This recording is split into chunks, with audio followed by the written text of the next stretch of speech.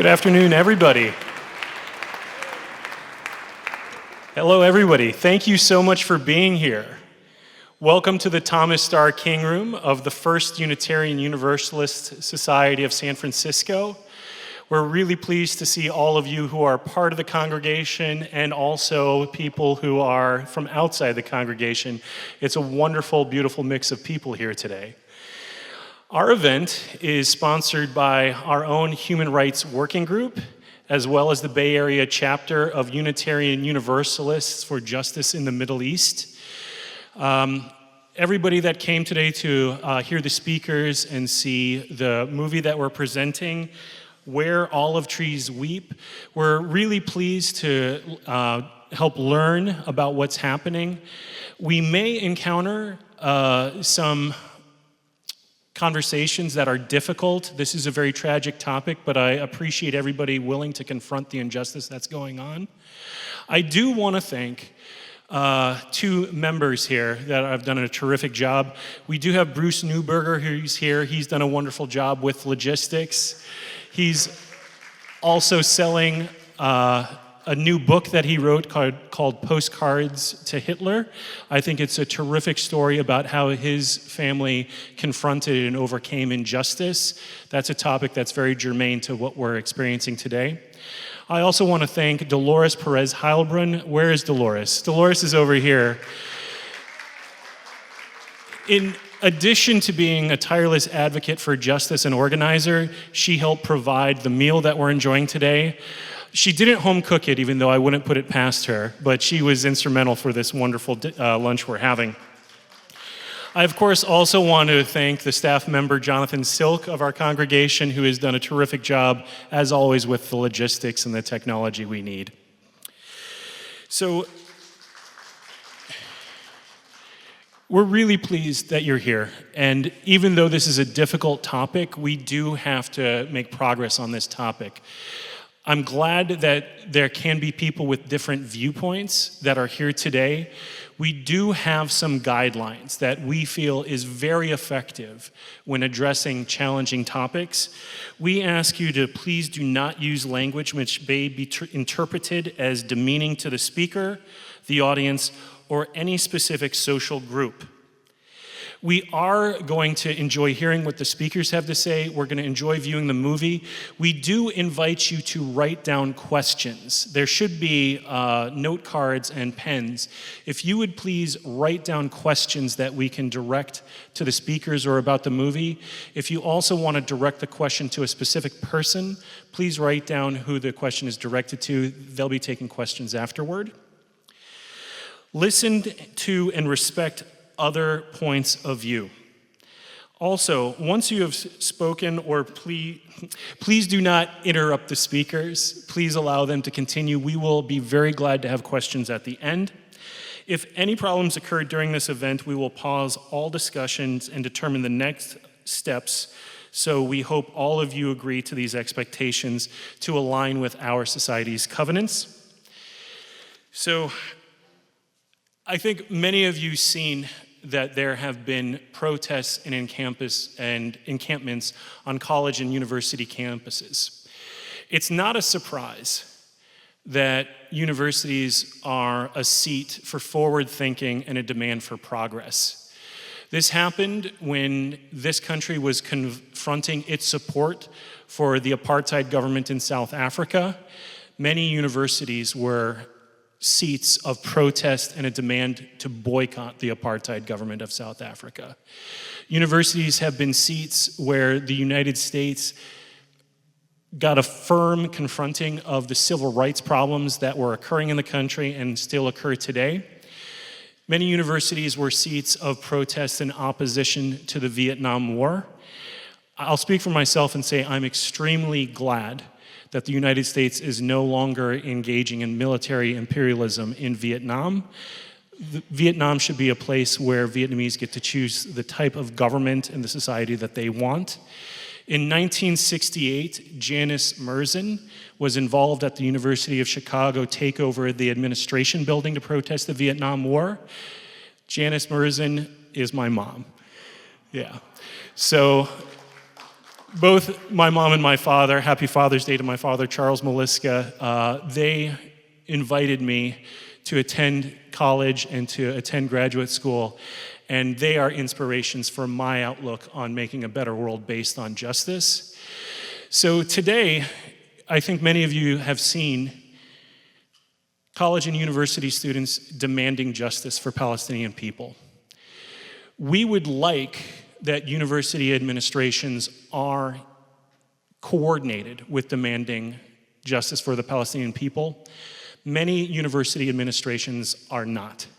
And it takes incredible bravery to stand up to your government and to your university when they are engaged in injustice. So I admire the work and the activism that these students have demonstrated. We are incredibly delighted that they are here today to talk to us about their experience. So we are going to hear today from Lari, Ivan Villegas, and as well we're going to hear from Attorney Jeff Wozniak. He will be speaking about the organization that we're raising funds today. We're very appreciative of the donations that you're giving. And at this moment, do we have a guest, Lari or Ivan, who would like to come first?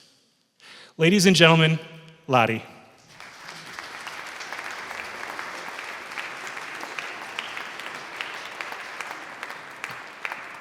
Can everyone hear me okay? Amazing. Hello, everyone. My name is Lari. I am a grad student at Cal studying public policy and an intern with the Palestinian Center for Public Policy. Essentially, during the encampment, I was there every single day. I was one of the folks who organized the encampment. I was there for around 8 to 12 hours every single day for 3 weeks at Cal.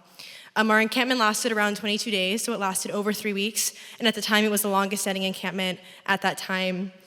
We had a variety of goals to encourage and to protect the livelihoods of Palestinian people in Palestine and in occupied Palestine. We wanted there to be academic divestment, a total boycott of Israel from the university, and also boycott from mass incarceration, surveillance, and weapon manufacturers. Luckily, our encampment was partially successful, which is amazing. I think that deserves a round of applause. Thank you. So here's what we gained. We gained an expedited divestment process from surveillance, incarceration, and weapons industries. We gained, excuse me, I lost my place. Okay, we gained a pathway to boycott Israeli universities due to discrimination against Palestinians and Arab students. And this language actually extends to a variety of universities across the world, not just universities in Israel. Any university that goes against Berkeley's anti-discrimination policies and guidelines is a university that the University of California, Berkeley has agreed to attempt to divest academically, which also I think is amazing as it encourages the university to say, yeah, thank you so much for that applause, thank you so much. Which is amazing. As well, additionally, we got a statement from Chancellor Christ, which recognized the ongoing genocide in Palestine, and it rejected that criticism of Israel is anti-Semitic. Thank you. And while this may not be exactly what we wanted in terms of financial boycott and sanctions, we got as much as we could from our chancellor, and that is something that I'm incredibly proud of. And anything more that we have to get in order to achieve our end goals of encouraging the liberation of Palestine is something that we are going to be getting from the UC Regents, which is something that we are very excited to work towards. So for those of you who are interested in getting more involved, please feel free to ask me any questions. I am here to encourage learning and education for all of us, and I'm very excited to continue to have a discussion with all of you today. So thank you very much for having me here.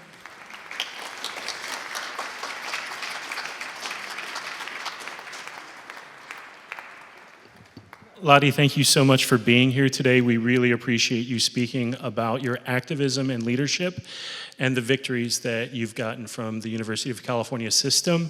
Now it's my pleasure to introduce another student who's been a great leader on this topic, Ivan Villegas.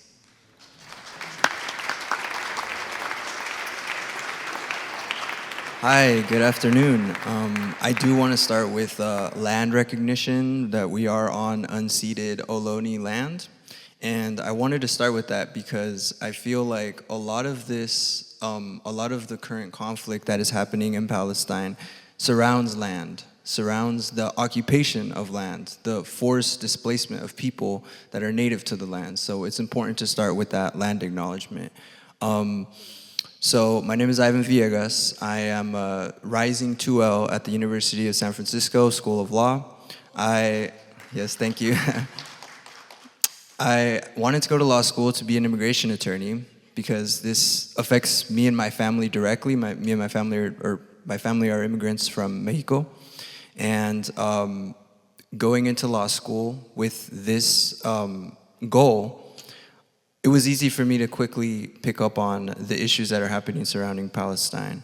This affects all areas of the law and everything. And as a law student, I feel like it's really important for us to be in support of Palestine, to be in support of international law that is clearly being violated by the current state of Israel. And so a little bit towards what we've been facing at our encampment, we haven't had as many wins as Berkeley has. In fact, some of the administration has met with us only twice, and some of the wins that we did feel we secured were never followed through. The administration, President Fitzgerald, had said that he was going to write a letter of support or something along those lines for Palestinian students that have been and continue to be harassed on campus, and none of that happened. And instead, the president sent a statement in support of Jewish students who felt harassed and calling out anti-Semitism, which in its right is good to call out. But when you said you were going to do something and you didn't follow through for Palestinian students, that is clearly wrong. And we continue our fight during the summer. We picked up our encampment before the summer started. This very same day we were going to pick up our camp, the school decided to call facilities and try to lift camp for us, even though we were already doing so. And we told the facilities people in charge there, we're already lifting up camp. It's okay, you don't have to do this for us. It took us an hour to get them to stop picking up our tents and removing our personal property from it. And so we just felt that picking up the encampment was not going to be a effective strategy during the summer, but we continue to pressure. The very same day or the next day after we picked up camp, the school decided to suspend or place on interim suspension around 23 students who were involved in the encampment.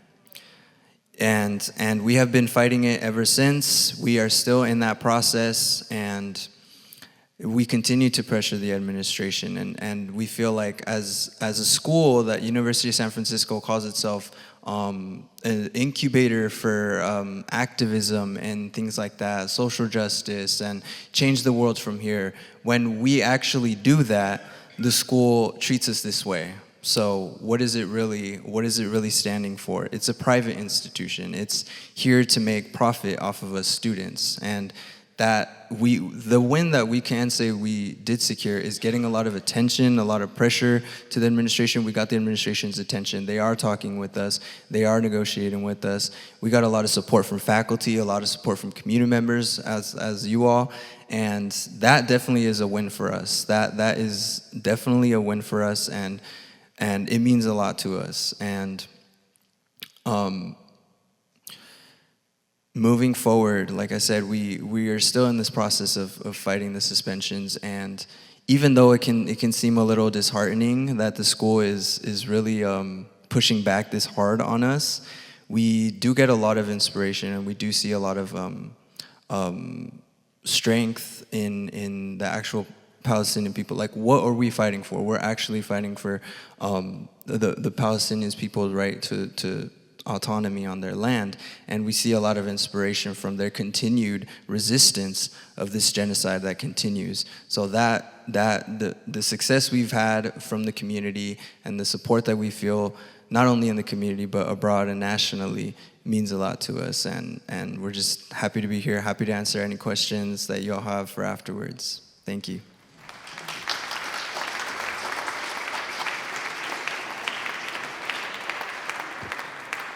Ivan Villegas, thank you so much for talking about your experience.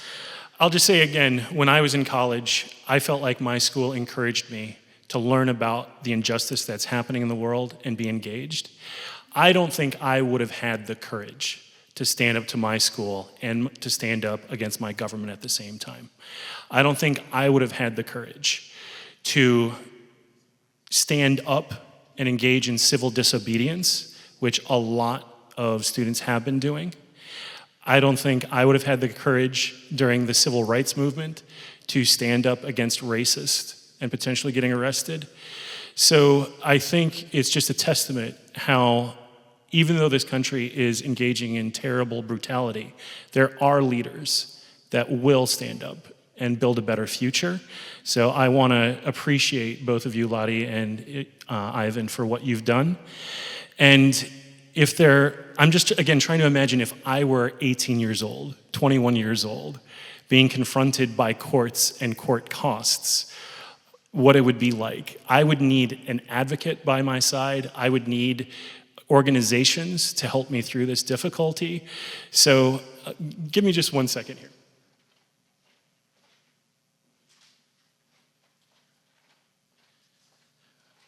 The documentary that we're going to be seeing later, Where Olive Trees Weep, I think this is a cause that a lot of us should be willing to put our safety and our ideals on the line for. So I'm glad to introduce Jeff Wozniak. He's going to be talking about his work, and he's going to be talking about the nonprofit Standing Up for Students. Jeff, would you please come forward?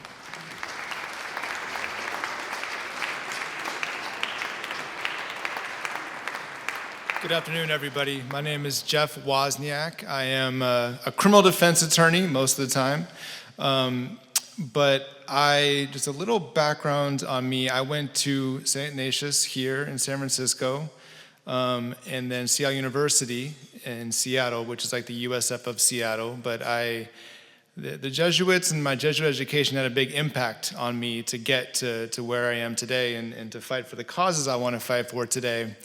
And it is disheartening, to say the least, to see USF, a Jesuit institution in this city, acting in the way that they are to the students that stood up and formed the encampment to raise awareness and to argue for the university to divest, and also to make the university and the university community aware of the genocide ongoing in Palestine. But my experience at Seattle University was that it gave me the opportunity to go to Palestine in 2001 on a study abroad program. And I got to see the apartheid state firsthand, and it had a lasting impact on me. And many years later, I became, not that many years, but some years later, I became a lawyer, got involved with the National Lawyers Guild as I started my career as a criminal defense attorney.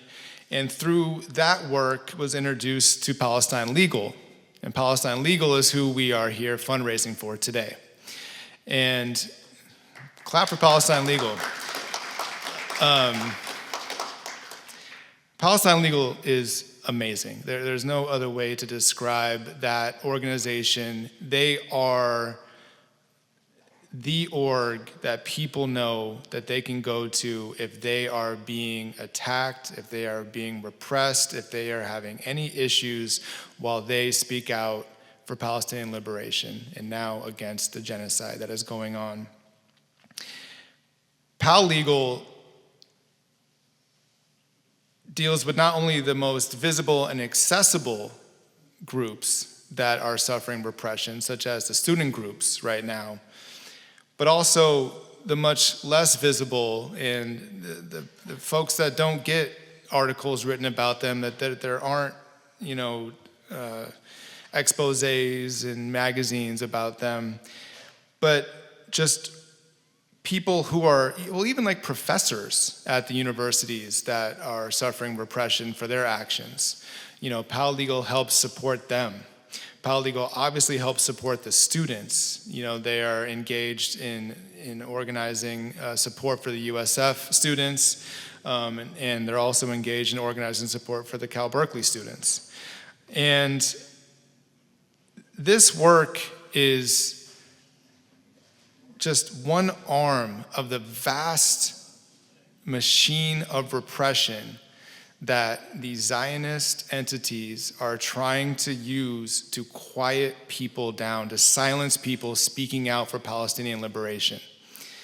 And I don't want to get too deep into the weeds. There's a long history of people organizing, raising funds, speaking out for Palestinian liberations and Palestinian causes, being repressed by our government, by other governments, by local governments, being put in jail, being put in prison, having all of their money seized. It is a very, very long history. And PAL Legal is on the forefront of the legal arm fighting this repression. And there really is not a better cause to give your money to if you believe in fighting for Palestinian liberation. And some of the issues that I'll just briefly talk about is that the students and what they're going through, like I said, that's a very visible part of the repression machine. The conduct proceedings, putting students on suspension, it silences them. It says, if you keep doing this, you might get expelled, you might be suspended. This might be a mark on your academic record for the rest of your life. There's criminal cases. We're aware of the Bay Bridge action that happened at the end of last year, another case I was involved in. You know, the Bay Bridge 78 was an incredible experience of people coming together, trying to stop the world, to stop this community, this larger Bay Area community, while Biden was in town partying with Gwen Stefani over at the Legion of Honor. That was the same day. And I think we were only, it was like 20,000 people at that point had died. And Biden's over here partying, and people said, no, we gotta stop. We gotta pay attention to this. And of course, Jenkins, the DA here, was all too happy to charge them with misdemeanors, much more serious charges than we thought appropriate, and much more serious charges than had been brought on protesters before. But we dealt with that, we fought that, and PAL Legal was involved in that as well. And you have a lot more stuff coming down that it's not necessarily gonna hit your radar. You know, there's a federal lawsuit that was filed in Virginia against Students for Justice in Palestine, accusing them of being connected to Hamas, accusing them of providing material support for terrorism. These are very, very, very serious allegations. These are allegations that can get you put in prison. These are allegations that can have tremendous consequences. And we know that these are just actions that Zionist groups are putting together to try to silence the students and to silence the movement. And supporting groups like Palestine Legal is what's necessary to fight against these groups because they have a lot of money. The National Jewish Advocacy group that filed that lawsuit, they're funded. They have millions of dollars to fight these lawsuits. And we need, and I know we're not gonna raise $1 million today, but every penny counts, every dollar counts. And supporting PAL Legal is part of supporting that fight to ensure that people can continue in this country to fight for the liberation of Palestine, to stop genocide, and to stand up for what's right. Thank you all.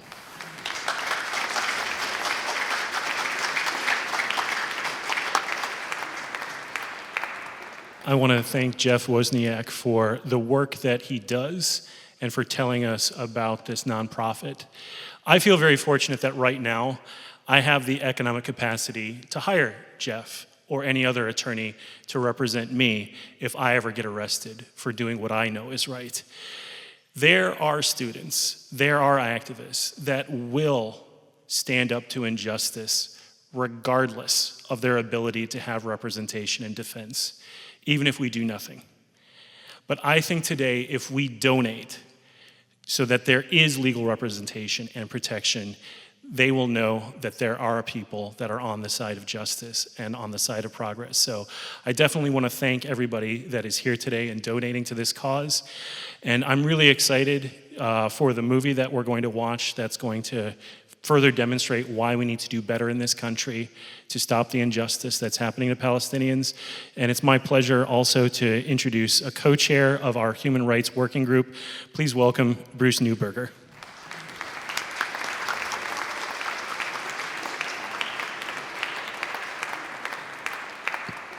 Hi, I'm just going to briefly introduce this film.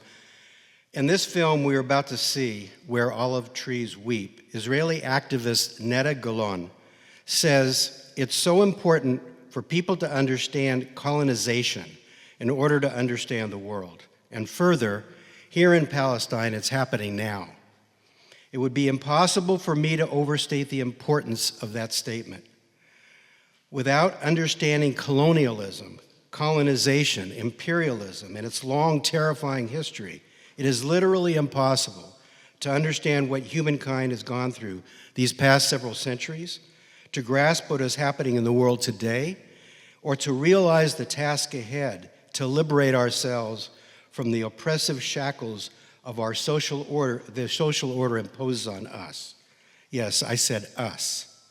The power that is today most grotesquely massacring the Palestinian people in Gaza and the West Bank, and condemns a large part of humanity to unnecessary brutality and want, spiritually confines and restricts us all, and threatens the very future of life on this beautiful yet beleaguered planet.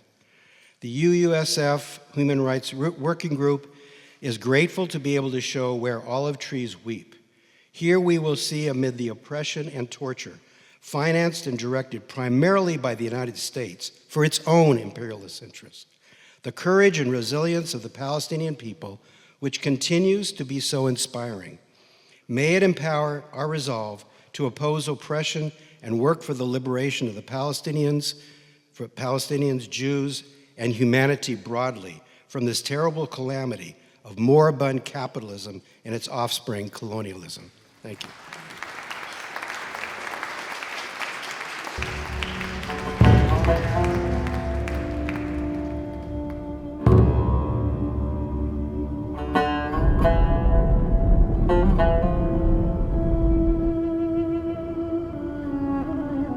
I heard the stories of the pains of how people were tortured in these places. I never believed it until I saw.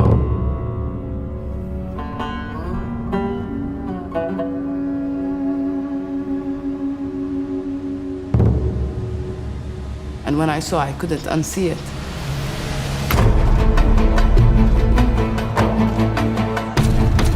It's so important for people to understand colonization in order to understand what's happening in the world. And here in Palestine, it's happening now.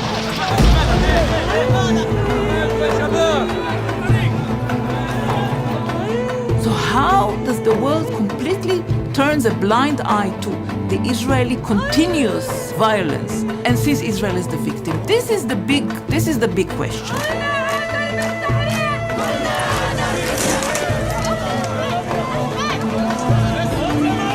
I would see it and still get surprised every single time that how could this soldier just shoot me?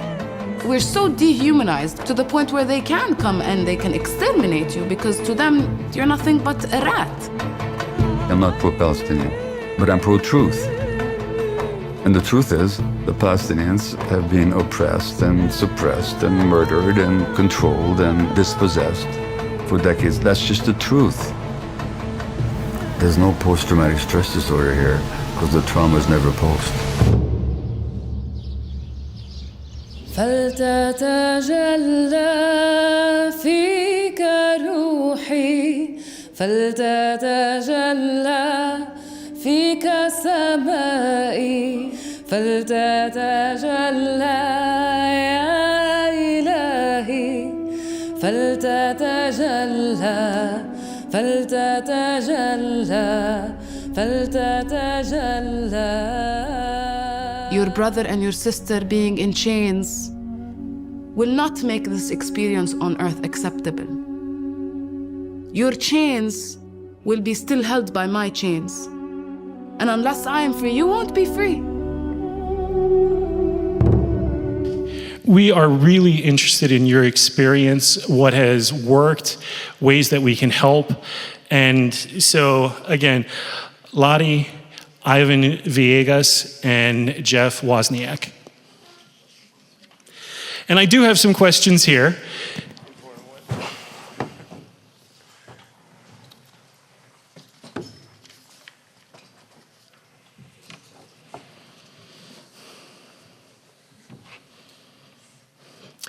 So one person wrote, personally, I would like to get the word out on Palestine Legal. How best to support Pal Legal? Jeff, do you think you're best able to answer that question? Sure. Tell your friends, tell your family, put it on your social media, just spread the word. And, I think one of the things on the legal side is that people are surprised to find out that there are these pretty extensive networks on the left to support folks that put their bodies on the line, that do the encampments, that stand in front of the police and get arrested. There are a lot of folks out there, lawyer-wise, who are here to support, but in terms of the fundraising and in terms of the resources, it's a lot less than people might think. But the best way to get the word about Pal Legal is to get the word out about Pal Legal. Jeff, thank you so much. This is a question for the USF student. I think that's Ivan. So the questioner asks, would it help if I, who attended Marquette University in Milwaukee many years ago, wrote to President Fitzgerald? Do you think that would be helpful? Yeah, I think any letter from any community member towards the president would go a long way. And I think, is that coming from Marquette, is like a Jesuit school as well? Is that where that was coming from? Does the questioner remember if it's a Jesuit school? Right. So it's a Jesuit school in Milwaukee. Right. Yeah. Okay. Yeah, and something like in the letter along the Jesuit values, along those lines, something like that would, I think would go a long way. When will the students at USF meet with President Fitzgerald again? Do we know? We don't know for sure yet. We're still, right now, I think the focus has been on fighting the suspensions, and I'm not one of the core organizers in our encampment or our movement at USF, but as far as I know, we're not sure when we're meeting with the president yet. This questioner says, I know many Jewish students are activists for Palestinian liberation. Is their voice recognized? Specifically at USF? They didn't specify, but whatever you want to say. Yeah, I would say definitely. We have a lot of Jewish students that have been at the encampment, and I had mentioned earlier that the president had said he would write a letter of support for Palestinian students and did not, and instead did claiming anti-Semitism on the encampment and things like that. And in response, I think the next day or a couple days after, a lot of Jewish students on campus, in support of the encampment, in support of Palestine, wrote a letter directly to the president or to the administration saying that the encampment is not anti-Semitic. The instances of Jewish students feeling discrimination are not representative of all Jewish students, and broad support or just general support for the encampment. So, yeah, I think Jewish students do have a voice at the encampment and have been using their voice for sure. Lottie, do you have perspective on this? Just to echo that, I have a lot of Jewish comrades that I organize with every single day at the Berkeley encampment and the Berkeley organizing space, just in general, not just at the school, but also in the community. And actually at our encampment, we had a variety of tents that were dedicated to Jewish Voice for Peace, which I thought was amazing. So we did have a very large, we had a lot of Jewish comrades at our encampment, and their voices were definitely heard. And it was just an honor to be able to organize with all of them, definitely.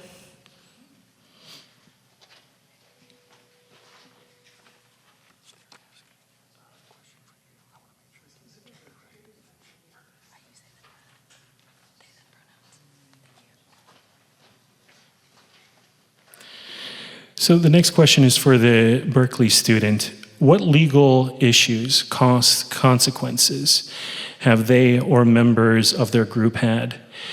If they have expenses from the protest, how can we help? Totally. So the day after we disencamped, there was an incident in which a bunch of students from the encampment occupied a building on campus. And a lot of these students are still facing charges from that incident. I'm not super sure how much the costs are, but there definitely is a need for legal support there. I don't know if, Legal supported them. Do you want to speak more on that? Yeah, Legal supporting us, which is amazing. So obviously donating to Legal is a really great way you could support us in that. But I'm not entirely sure what the costs are. I just know that there are some students that are facing charges right now, and we're trying to get those charges dropped.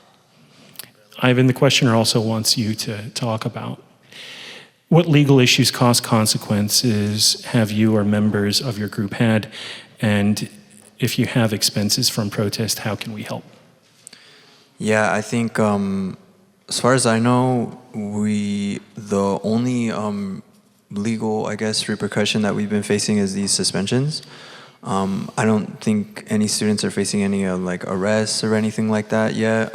But the way to support, I think, just getting the word out for like support for Legal as well. I think we do. Okay, yeah, that was something else. But yeah, for sure, definitely supporting Legal. Mm-hmm. The next questioner asks, is there any suggestions on challenging tax dollars supporting the genocide and other crimes in Gaza? Is it possible to boycott the IRS? There's no legal advice coming in this response. You can look at a long history of people from Wesley Snipes to Tony Serra who have decided to fight the IRS, typically a losing battle.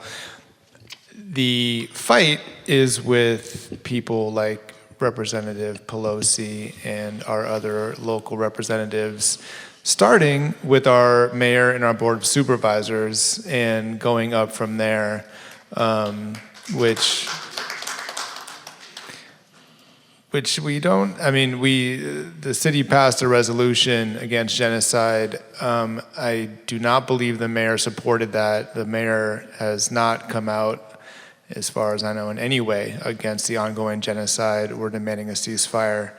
But that gets back to your classic, political organizing and pressure campaigns.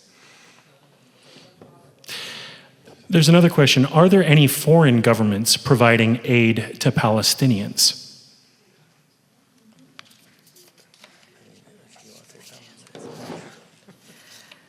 So there are actually a lot of countries that are not necessarily providing just aid, but also recognizing Palestine as a state, which is huge, especially in a global community in which we are not even allowed to recognize them as a people, right? As we saw in the documentary, they are not really seen as human, and to be able to recognize Palestinians as a state is a huge thing.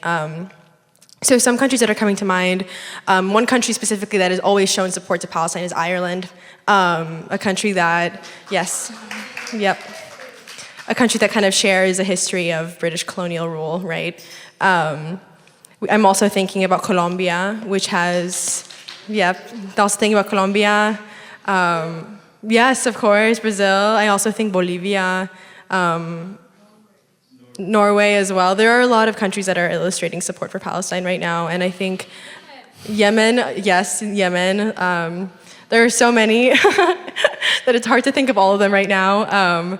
But yeah, those are some countries that I can think of that are right now showing some strong allyship to the Palestinian people, definitely. I don't know if anybody else wants to add to that.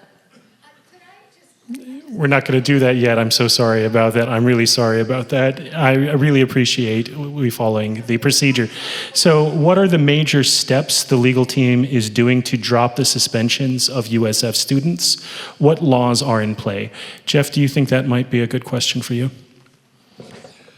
So the USF is a private Jesuit institution, is not bound by the policies and procedures of the state as it relates to conduct proceedings. So they set up their own, they have their handbook, and they make the rules, and they make the process, and they assign the jury and the judge and everyone else. And, the leverage to fight them is not much once they decide to go down this process. There are due process, equal protection, other rights that each student has. But to get to the point of actually claiming that those rights were violated, you have to go through the entire conduct process, exhaust all of your appeals, and then at that point you can go and file a lawsuit going up against what would be, of course, a very deep-pocketed university ready to fight each student. And what you end up seeing, like Ivan's gonna start his second year of law school next year. He'll be done the year after that. Likely if a lawsuit was filed after all the appeals were exhausted and whatnot, it's unlikely to even be done by the time you finish law school. So there are rights, but to exercise those rights and to bring lawsuits and everything and to deal with the actual conduct process, it's just a completely unjust system that can have incredible repercussions on the students.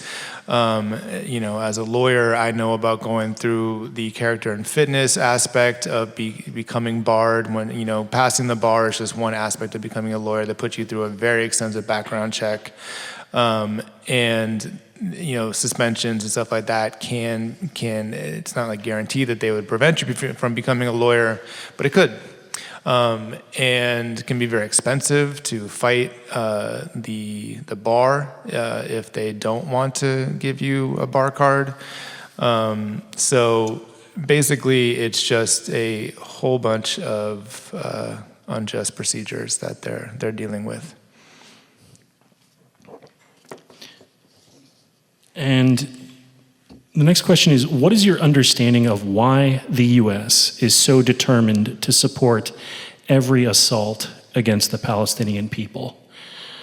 Lottie, Ivan, Jeff, do you have any perspective on that?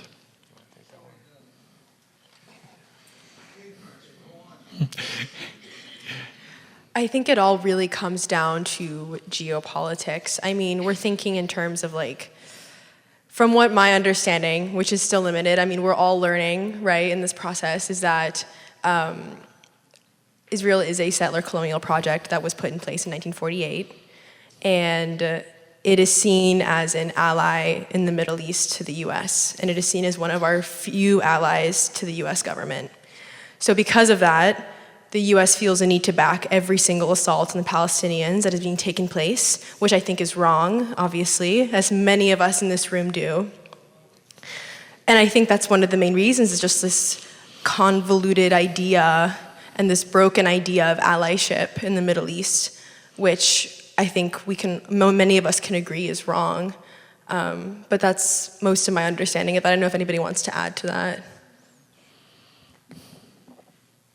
Yeah, just echoing what she said, I think that a lot of the lobbyists in seats of government is deeply entrenched. Like Israel's lobby is deeply entrenched in politics, in national and even like state and local and things like that. So there's that aspect as well.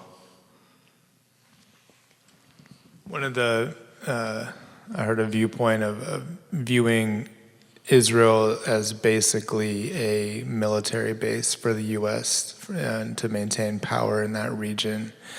And I think that is a vast simplification, but in terms of the motivations of the U.S. in support of Israel and maintaining military power at the expense of Palestinians and many other groups beyond the Palestinians in that region, that sort of framing I think provided some understanding for me as to just how the U.S. can continue to support such grave injustice. So to follow up on the previous questions we had, there is a Yemeni coffee shop called Haruz on Franklin and Bush. Please go have coffee there. Yemeni coffee is a treat. I'll ask the panelist, is Yemeni coffee at Haruz a treat? I actually want to add to this. If any of you are in Berkeley, there's actually a Palestinian-owned coffee shop now open in Berkeley as well, which just opened. I think it's called Hafa Coffee. It's on University Avenue in between Sacramento and Martin Luther King Jr. So if any of you are ever in Berkeley, please take a look. I've heard the coffee's amazing. I haven't had a chance to go yet, but it's definitely a great way to support the Palestinian community in the Bay Area, if any of you are in the area of Berkeley specifically. We're going to shout out Reams now, too. We're going to shout out Reams now, too. And always Reams at the Ferry Building and in the Mission as well. So liberation through coffee, this is good to know. So the questioner here says, I would like to study international law to be more effective. Are there opportunities for an 80-year-old woman to become qualified to work effectively? 80. Like going to law school and becoming a lawyer, is that the idea? I think that's the question. It is Perhaps never that's too feasible. late. Okay. It is never too late. I mean, you definitely see a lot of lawyers take a certain path, but I took some night school classes and had some other friends in law school that were much older, and it's never too late as long as you have the resources and the time, because it takes 4 years to get your bar card. So this questioner asks, do you meet and share strategies with UC Berkeley and UCSF students? I guess the question is, how much do the students coordinate in the encampments and the protests?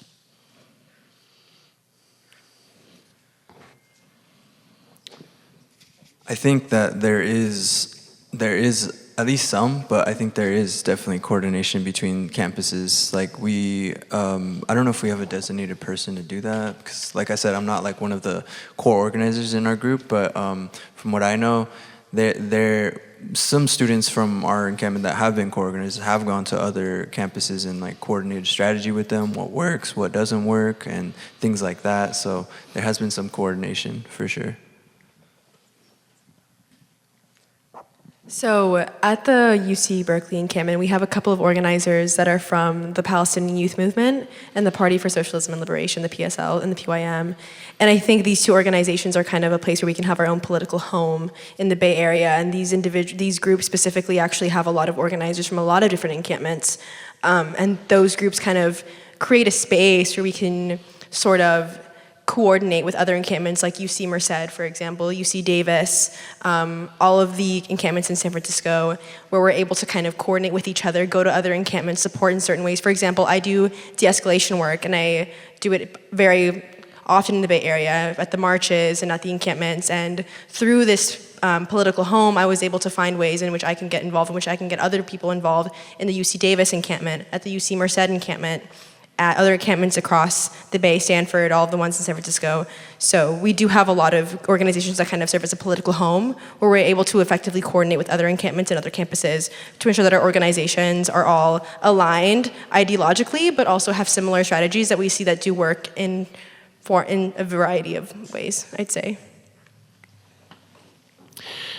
Shout out to Palestinian Youth Movement. They're an incredible organization. Palestine Legal, is on the sort of the legal side of things. PYM is really out there in the streets, supporting students, supporting the youth, and doing incredible work. Jeff, can you talk about the NLG and Legal Observer training? Sure. The National Lawyers Guild, who I hope you're all familiar with, but they're a legal organization throughout the U.S., but with strong hubs in San Francisco, Detroit, New York, and L.A. And if you've ever been to a protest and seen people wearing these bright green hats, those are National Lawyers Guild legal observers. If you are interested in becoming trained to become a legal observer, there are, I think they're doing actually weekly trainings at this point. And they're online, and you can talk to me and I can get you the information, or you can also go to nlgsf.org, and it should be right there on the website. And what you do, just quickly, is you watch the cops, not the people, and you ensure that the cops are doing what they're supposed to do. And the idea is to put neutral eyes on the police and any law enforcement or state actors at any sort of protest or action, to hold them accountable for any sort of violence or injustice that they bring to those actions, because oftentimes they're the ones that start any type of problem. As someone who's been to a lot of protests with riot police, we can never have too many people who are legal observers. So if that's something you're interested in, please definitely get trained. Again, we can never have too many of them. It's always amazing to have eyes on the riot police, especially when they're being incredibly violent towards Black and brown bodies at these protests. So definitely show up and show out if that's something you're interested in. So from this movie, the questioner asks, and since 1948, would you say that Israel has been terrorizing the Palestinians for the last 76 years? Is it correct to say that the IDF is a terrorist group? The questioner is asking.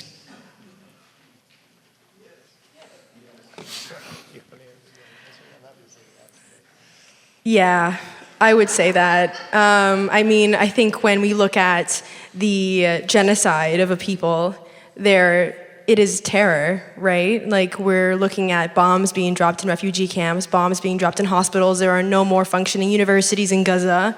Like, how else would we be able to describe that? It's terrible. I mean, it's not even just my personal opinion. It's also we're looking at international law, and we're looking at humanitarian law, and we're looking at a bunch of what organizations are saying across the globe. It's what's happening right now is a crisis. It is a genocide, and there are human rights violations happening left and right in Palestine. And I can't really think of another way to accurately describe what's happening. I don't know if anybody else wants to add to that. I would just say there's no sort of two sides to this argument. That it's clearly, just destruction and terrorism brought upon the Palestinian people, and that has been ongoing since this all started. Yeah, I mean, when we look at the film, all the torture tactics and things like that is meant to inspire terror, that is meant to get you to shut up, that is meant to make you not resist. And I think an important thing to know as well is in the film they mentioned, the journalist talked about how she selectively chose to say resistance fighter about the Palestinians instead of terrorists, because that connotation of the word terrorist, it denotes a lot of negativity, and it's important to, like, where are you placing that word? Like, who are you directing that towards? And so with it's just important to note that too, like resistance fighters, well, it's because it's a resistance. It's because there's an occupation and we're resisting against it. Whereas with the Israeli forces, it's what are you resisting against? There's no resistance. It's just meant to inflict terror and meant to take over land and meant to quell the resistance, essentially. We're not going to do that. Please write it down and I can read it. Thank you so much. There is a quote, I think I'm going to botch it, but it said, if Israel were to stop fighting, there would be peace. If Palestine was to stop fighting, there would be no more Palestine. And I think that kind of illustrates what my comrade here was explaining as well. Just, it is a resistance. So the next questioner has, I have a sister who is a Zionist. We just don't talk about it. How do other people with Zionist relatives handle this? Guys, we're just asking you to solve our family relations. Go ahead. Well, on October 8th, I posted a Palestinian flag on my Instagram and lost a number of friends because of it, including some very close friends, including someone who was a groomsman at my wedding literally 2 weeks before that. And, you know, don't talk to Zionists. I mean, that's probably what I would say. If you want to take on the process of trying to talk people into, being on the right side of history, go for it. But I don't have any real advice beyond that. You know, people are going to carry those beliefs, it may not be worth talking to them. The questioner asks, could you comment on the two slogans, never again, and the slogan, never again to anyone?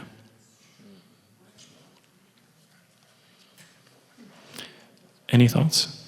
The slogan, never again, as well as the slogan, never again to anyone.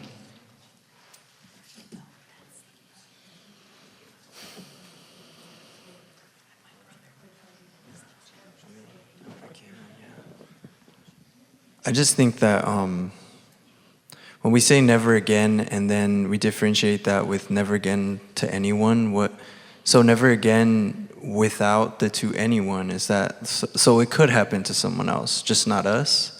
That's kind of like, I think that's the importance of saying never again to anyone, because if it's just never again, then could that happen to someone else? Are we okay with that happening to someone else? No, it should be no. Never again to anyone. Yeah. So the questioner asks, what is the most effective way to distribute this film to other organizations and schools? I will simply tell you that this film is available online. A very quick Google search, Where Olive Trees Weep. It'll give you the website, and you can register to see it online. So that's, I believe, how we located it. Bruce, is that how we got it? All right. You don't need to be a genius like Bruce Newberger to find this film.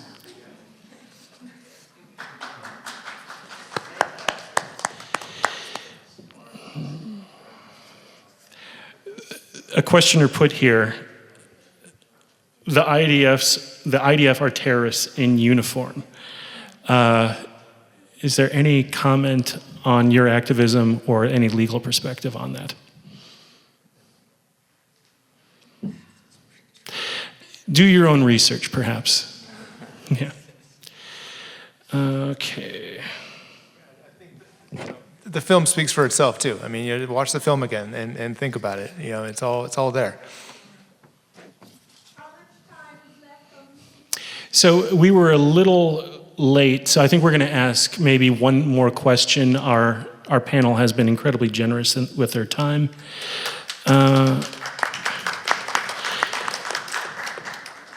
So I guess this question is for Ivan, related to USF. What percentage of the professors are favorable to you? And can you expand on, are Jesuit priests in agreement with you? Yeah, I think we do. I don't know about the percentages, but we do have a lot of support from faculty and professors. I know at the law school, we have some. It's significantly lower than just in the general other schools or the other, like in the undergrads. And it's kind of sad. It's kind of sad to see that we don't have that like outspoken support from law professors. But there's a lot of factors that go into like whether you are outspoken about it and just generally supportive. Because, you know, like tenure affects that and things like that. Like you, for speaking out, you might face these repercussions that are clearly already happening to the students. So, you know, there's that aspect. But we do have a lot of support from professors. I don't know the percentages though. Lottie, are the students at Berkeley getting support from professors? We actually have a faculty and staff for Justice in Palestine, FSJP, on campus. So we have a lot of faculty members that are definitely in support of what we're doing. Every time, I'm not sure if any of you are aware, but we had a Sathergate occupation or liberation might I say instead, where we basically blocked off the gate for a number of weeks, and we had a lot of faculty members come up to us and talk to us about how much they supported us. One of our most popular professors, I guess, Hatem Bazian, is also a professor who's very much in support of what we're doing. It really depends on the department. For example, I go to the Goldman School of Public Policy, and at my school, we are not allowed to talk about Palestine in our classes. We can't mention Palestine, we can't mention what's happening in Palestine. It's something that we're not allowed to speak about. But then in departments like political science, ethnic studies, black studies, sociology, for example, there are a lot more professors that are definitely in favor of what's happening, like with what the students are doing, the student intifada, dare I say. So it really depends on the department, definitely. Yeah. Thank you so much for your responses, Jeff. I can add one more piece to that. The number of faculty and the substantial support for the students from the faculty of both USF and UC Berkeley, especially within USF, the administration hasn't really listened to them one bit. And I think somewhat similar to UC Berkeley, although there was more negotiations, but really showing the chasm between the faculty and the administrations in a whole, and you see this across the country at the student encampments. So I do appreciate everybody coming today. I do appreciate your enthusiasm and engagement on this issue. I do appreciate your patience at following the protocols that we've followed in previous conversations on these types of topics.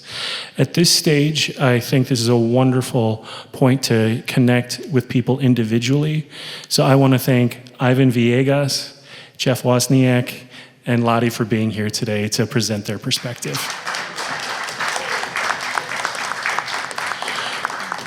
So I've been notified that on July 28th, Sunday at 12:30, we have a forum on defending the sanctuary city from San Francisco administration. I guess we will be very glad to invite you back here on July 28th.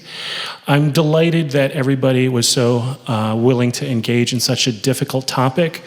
The violence and brutality will end when there are enough justice and peace activists. If we want to end the violence, let's empower the peace and justice activists. So David Halbrin was kind enough to ask me to help with accepting any credit card donations with the iPad. I'll be in back if you would like to donate more to PAL Legal. You can also, again, make out checks to UUSF with the memo PAL Legal, and we'll make sure as many activists get the legal support they need.